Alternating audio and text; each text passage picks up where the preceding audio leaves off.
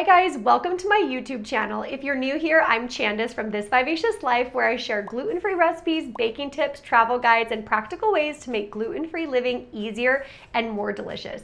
And today is especially exciting because this is my first YouTube video. I couldn't think of a better topic to kick things off than gluten-free sourdough. If you've ever wondered whether gluten-free sourdough starter actually works, how it compares to traditional sourdough, or whether you can create beautiful artisan-style bread without gluten, you're in the right place. Today, I'm joined by my friend Heather from Keep It Sweet Kitchen. Come on in, Heather. And we're comparing, my gluten-free sourdough starter alongside your traditional sourdough starter. That's right. We're gonna talk about the similarities, the differences, what to expect, and hopefully help take some of the mystery out of sourdough baking. So whether you're gluten-free baking for someone who you love or just curious about the process, let's dive in. All right, I guess we can start at the very beginning. This is my traditional sourdough starter. I mean, look at how bubbly and happy she is. Now, I feed my starter with this organic all-purpose flour, which obviously comes from wheat, so it's definitely not gluten-free. So show me your starter. Yes, so this is my gluten-free starter. She has bubbles, she's happy too. Yeah. I feel like they look very similar actually. They really do. And I feed mine with brown rice flour. This is what I chose, one singular flour. It is gluten-free naturally. Yeah, that's the thing. When a lot of gluten-free, like I've looked at a lot of gluten-free recipes and they have a blend of like 10 different flours in them, and it always seems a little bit overwhelming, like trying to bake with gluten-free, flours, because there's so many different ones that people are putting in. But with your starter, it's just the brown rice flour. It is. I actually tried, I did an experiment. I put 3 jars to start my sourdough. I did a brown rice, I did a sorghum, and I did a gluten-free all-purpose flour, kind of like a Bob's Red Mill or something. Yeah. And I found that the brown rice just produced the most beautiful results and the most traditional looking results with all those bubbles. Yeah. I think the sorghum was great too, but it's not as readily available. It's a little bit more expensive. People aren't as familiar with it. And I wanted people to be able to get it at the grocery store like they get their flour like they do. I mean, it's hard to be searching for specialty flours. And I don't even, honestly, I've never even heard of sorghum flour. So if you told me to get some sorghum flour, I would be like, I don't know where to get that. I quit. I'm done. But honestly, I'm looking at my starter and I'm looking at Candace's starter. And I mean, they're both very bubbly. There's lots of activity happening in the jar on this starter. I mean, honestly, if you put this in front of me, I probably wouldn't know that this was made with brown rice flour and mine was made with all-purpose flour. So that's pretty impressive, and they're very light and bubbly for sure. And I definitely feel like this could definitely make some really good bread. So yeah, and that's always my goal. When someone tells me, I never knew this was gluten-free, that's always my greatest compliment. And so even when it comes to the sourdough starter, that's a huge compliment. And I will say, when I tried the all-purpose flour, it had a combination of gluten-free flours plus xanthan gum, and that's the problem. It really did not work in a sourdough starter. It needs the simplicity. Plus, I'm one of those people, I think xanthan gum is not good for you, in certain quantities, maybe just a tiny amount, but I really try to avoid that. And then I just smelled the starters because I'm kind of weird like that. But, okay, smell this one. This is so weird. Smell my starter. They do smell different. Okay, they smell different. To me, the gluten-free starter, it smells sweeter. Yeah, it actually smells sweet, and mine smells more like a yogurt. Okay, so that's definitely different. Yes. Okay, so I'm excited to actually get in here and stir these starters up so that we can kind of see the difference. Now, I fed my starter 4 hours ago. When did you feed yours? Ooh, I think it was nearly 4 hours ago, maybe 4.5. How long does it take to get to peak? I would say between 4 and 6 hours. So the exact same, 4 to 6 hours from feeding to get to peak, which is exactly the same as mine. Okay, so right now, if you're making regular sourdough and you have somebody in your life that wants gluten-free sourdough bread, things are looking pretty similar at this point, okay? So I have my favorite spatula jar here, $5 for 3-pack, pretty amazing. And I'm gonna stir mine up. We can go on the overhead, and then Candace will stir hers, and you can kind of see the difference and how bubbly they are, okay? All right, let's get in there. We're gonna stir them down so you can see the difference. Yours is a lot more sticky. Yep. Than mine is. Yep. And you see that my starter was at the top of the jar, and now just stirring it one time, it's down here halfway. So it definitely had a lot of air in there, which is good. You want to see that. It feels light and airy. I always say that my starter feels like a giant marshmallow, just like how your dough should feel when you're done with bulk fermentation. And that is that. Okay. Candace's is a little bit more, what's the Paste. best way to describe this? Yeah, It's a bit more it's like a like paste. icing almost. Yeah. Like it's kind of the consistency of icing or like a really thick cake batter, okay? Yeah. It feels very smooth, almost creamy. It's very interesting. Whereas mine feels like stickier. Yep. I guess would be the best way to describe it. Which is why I will say, I know people don't love xanthan gum and other things, but when someone's like, can I make a gluten-free sourdough with 2 ingredients? I'm like, no. Yeah. Because you're gonna need other things to bring back that binder of, has no binder. Yours has the binder of gluten. So gluten, if you don't really know what gluten is like the balloon that your bread needs. So the gluten is the structure. Think of a balloon and we're blowing that balloon up and the balloon is getting inflated. That's going to trap all the air and the gases that we generate during bulk fermentation. So we need a really strong balloon. We need a really strong gluten structure to trap all of that gas. Now, if you don't have a strong gluten structure, there's nowhere to trap all of that gas and it's just gonna come out of your bread and then you're gonna end up with flat pancake loaves, which we definitely don't want. So you have to figure out a different way to do that when you're using a gluten-free starter or making a gluten-free bread because it doesn't have that gluten in it, right? Which is probably why you're using a combination of flours when you actually make the gluten-free bread. But the starter is pretty easy. I mean, it's just the one ingredient, right? So easy. Okay, we're gonna feed our sourdough starters so you can see the different ways that we do it. And I find this really interesting because Candace is a little loosey-goosey with her starter and I am not loosey-goosey. And I don't teach you guys to be loosey-goosey with the starter, but I think it's great to see different ways that people actually are able to make sourdough because there are so many different ways to make sourdough bread. Neither right nor wrong, just different. And you need to do what works for you. Okay, so I've got my sourdough starter here. I discarded all but 100 grams. I'm gonna do a 1-1-1 ratio feeding just to make this easy for you, which means I'm gonna keep 1 part of sourdough starter, which is 100 grams, and I'm gonna feed it with equal parts of flour and water. So 100 grams of sourdough starter, 100 grams of water, and 100 grams of my all-purpose flour that I like to feed my starter with. So I'm gonna start by adding my liquid because that just makes it a lot easier to incorporate.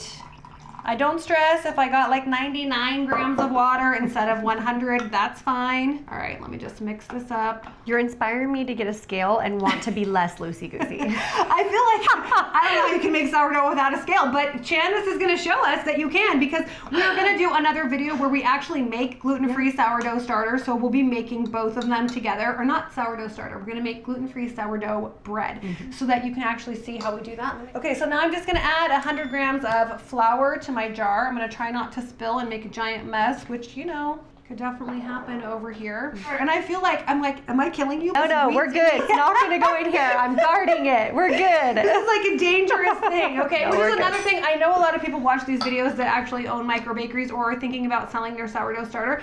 And if you are gonna be doing a gluten-free sourdough, which I do think would be hugely popular, I think a lot of people would love to have gluten-free sourdough. I've had so many people ask me at the farmers markets and the bakery, like, hey, do you have gluten-free sourdough? And I just don't.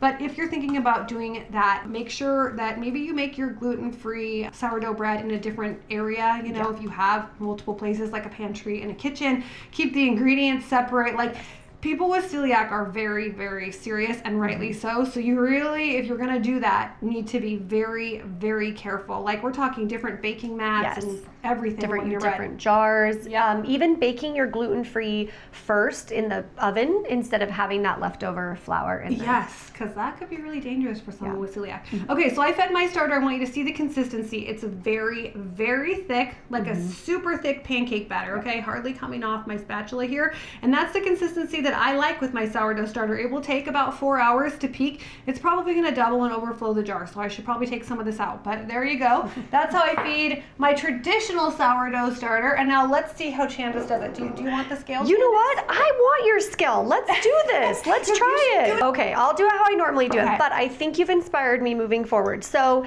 typically what I do is I just, and let's be honest, weight is really different. So that's why I kind of like scoop, which is not the best method either, but then I kind of do this and get a little bit of that out, and I just measure it off with a knife and then just pop it in there. And I find that I usually almost have eyeballed that it's about 2 of these or maybe even half of one. So she has a half cup measurement right there. Yeah. So you're putting what, like 3/4 of a cup of your brown rice flour in? Yeah, basically equal, kind of the same way you do. And then I'm just gonna use the same one again.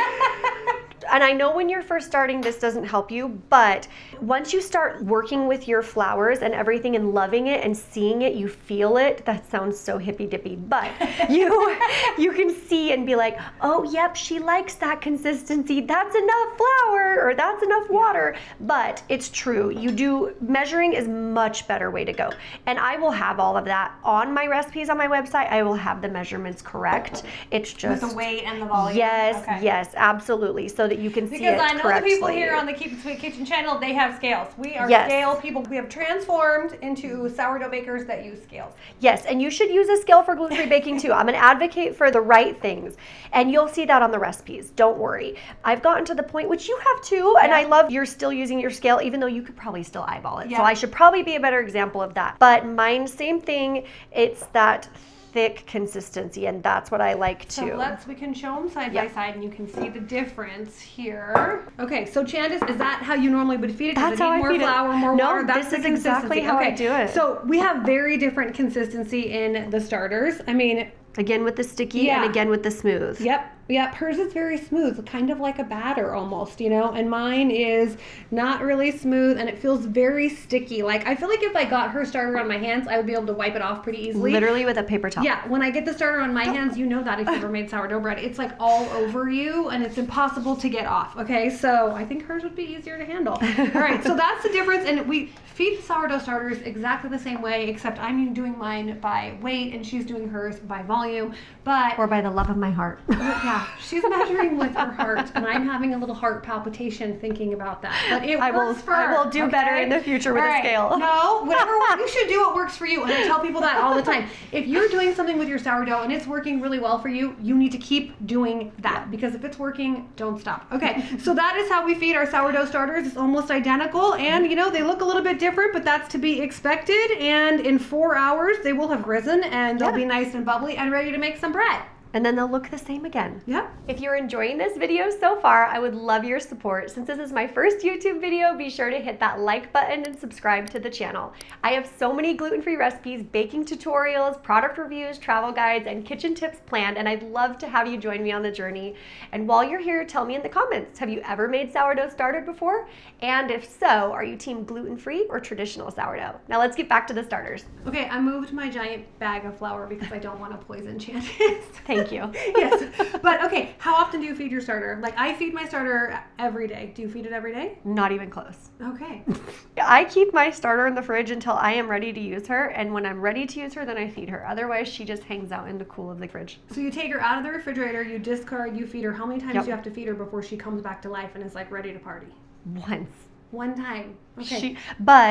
Okay, let's say if I left her in the fridge for a little longer, she might need 2 feedings. But truly, no. Like, I split this one in 3 ways yesterday, and before that, I hadn't fed her for weeks. Oh my gosh. Okay. Pretty amazing. I mean, I always tell you guys that sourdough starters are really resilient. I mean, and even a gluten-free sourdough starter is very resilient. Okay, so we talked about the flour that Candace uses for her gluten-free starter. We talked about how she feeds her starter and how she stores her starter. Now, one question that I get asked all the time in the bakery, because people are always asking, do you make a gluten-free bread? And I don't make a gluten-free sourdough bread, just because I don't feel comfortable telling anybody that I'm making something gluten-free when I can't have an entirely gluten-free kitchen. There's just no way that I can do that. But I have had people reach out to me and say, hey, I want to make gluten-free, you know, sourdough for a family member, and I got this gluten-free flour from the grocery store, and it's like, you know, gluten-free, I'm going to use that. But what they're forgetting is that you can't use your regular starter to make gluten-free sourdough bread, because your regular starter is made with flour from wheat. Yes, right? and the first thing that I think when you say that, I want to make something for someone I love that's gluten-free, I'm like, don't worry, I would rather have flowers, just like real flowers from the garden, because there are so many things to think about. We think about it like sprinkles or confetti, okay? So if you got confetti on the counter and you were to touch it and then you washed your hands, would you still have confetti on your hands? Yes. Yes, you would. Yeah. And so it is huge, because 1/64 of a teaspoon can cause a reaction in someone with celiac disease. 1/64 of a teaspoon. Okay. So as someone who has celiac disease, to me, I would only buy gluten-free bread from a gluten-free bakery, personally. then so you're only getting stuff from a gluten-free bakery, but there is a difference between people who might have a gluten sensitivity or are gluten-free versus somebody who has celiacs, because I have family members who are gluten-free, but they can eat my sourdough bread as long as I do a long ferment on it. So like, for example, my sister loves my sourdough bread and she is gluten-free, but she can tolerate this.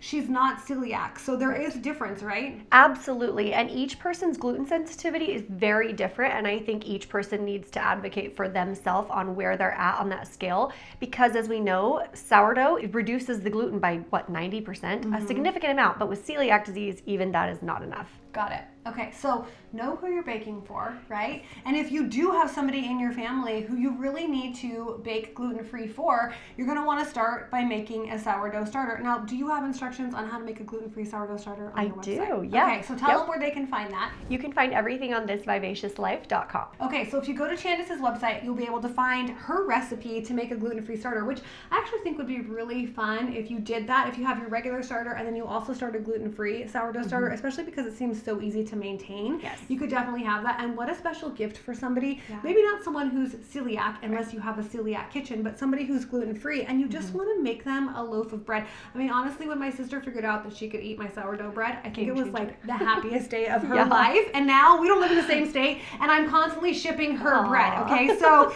you know, if I had a gluten-free starter and I was able to make her a completely gluten-free loaf or gluten-friendly loaf, I think she would absolutely love that. So definitely check out the website if you're interested in that. It has been so much fun looking at these sourdough starters. Now, the last thing I want to do is show you the difference in our sourdough breads. Okay, Candace brought some of the gluten-free bread that she made. Which bread is this? This is my honey whole grain, so it's a hearty, delicious sandwich loaf. I mean, it looks really good, and I've been smelling it the entire time she's here, so I'm very excited to try it. She's going to slice into it, and then, you know, when I got her a bread knife, the first thing Candace said to me was, and I gave her the cutting board, what did you say? I said, can I please have a piece of parchment paper? Because the cutting board is wood and wood has spores, so it can hold gluten. And a lot of people don't, I'm sure you do, but a lot of people don't scrub their wood cutting board. Yeah. Okay. I didn't even think about that. There might be some leftover gluten on the cutting board. So things that you need to think about that we don't think about if we're not gluten-free or celiac. Okay, so I'm keeping my bread far away because I don't want to contaminate Candace's bread. But she's going to slice into that to show you what it looks like, and then I will show you the inside of my traditional sourdough loaf so we can kind of see the difference. Yes, and you did want to ask, you said to, like, how do we know? How do you know the bread's done? That was my question when we were off camera. I was like,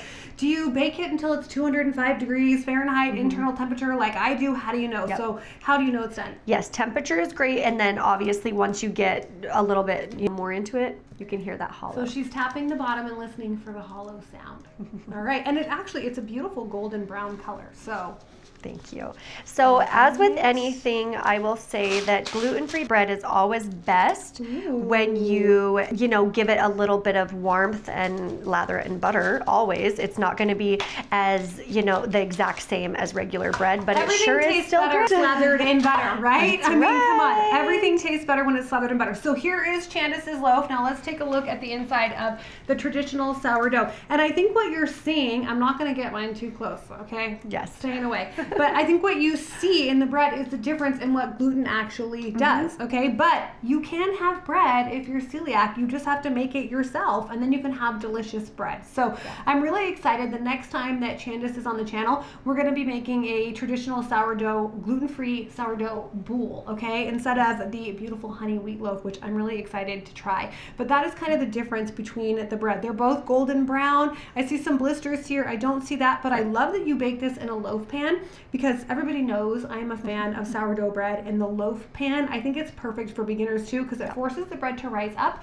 instead of falling flat, okay? So I love seeing this. Plus, it's the perfect size for the toaster, all right? I mean, let's just face it. Perfect size for the toaster and perfect size for sandwiches. So, okay, let's taste it. I'm excited. Okay. Here's yours. Thank you. Yes. Oh, it is still kind of a little bit warm. It's a little bit warm. So it is different than full of gluten, but I like this one. It's very hearty. You know what? It tastes like wheat bread. Yay. And I taste a little bit of the honey oat. Is there oat flour in it? Yes, oat flour. Okay. If you've made my honey oat loaf that has the oats on the outside and honey inside, that's what this tastes like to me. So it's really good. I taste the honey. I definitely taste the oats, the oat flour. It's really good. Thank you. I'll go back for another bite. I hope this video helped you understand better the differences between traditional sourdough starter and a gluten-free sourdough starter. One of my favorite things about gluten-free baking is discovering that so many things we thought we'd never be able to have again are possible with just a few adjustments. In fact, my friend Heather and I will be making gluten-free and traditional sourdough bread next time around, so don't forget to stay and check out that next video. If you enjoyed this one, don't forget to give it a thumbs up, subscribe to the channel, and turn on notifications so you never miss anything from our recipes and product reviews to travel guides. And before you go, let me know in the comments, what gluten-free baking topic would you like to see next? Thank you so much for being here, especially for my first video. I'll see you in the next one.